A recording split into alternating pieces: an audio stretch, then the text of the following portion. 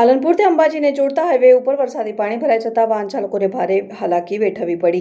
છેલ્લા ઘણા વર્ષોથી હાઈવે ઉપર દર ચોમાસે પાણી ભરાઈ જવાની સમસ્યા છે। આજે સવારે ધોધમાર પડેલા વરસાદ બાદ પાલનપુર અંબાજી હાઈવે ઉપર વીરપુર પાટિયા નજીક વરસાદી પાણી ભરાઈ ગયા। ત્યારે વરસાદી પાણી ભરાઈ જતા વાહન ચાલકો પાણીમાં જ પોતાના વાહનો હંકારવા મજબૂર બન્યા।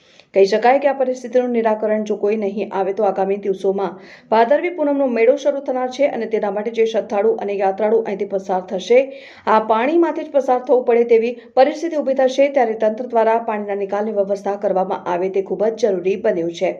પાણી ભરાઈ જતા તેમાં ટુ વ્હીલર વાહનો અને રિક્ષા બંધ થઈ ગયાના દ્રશ્યો પણ સામે આવ્યા હતા।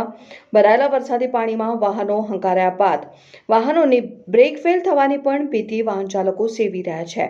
ત્યારે વાહનોને નુકસાન પહોંચાડતું અટકાવવા આ સમસ્યાનું નિરાકરણ લાવવા માટે તંત્ર દ્વારા પ્રયાસો કરી વહેલી તકે પાણીના નિકાલની વ્યવસ્થા કરવામાં આવે તેવી માંગ કરવામાં આવી।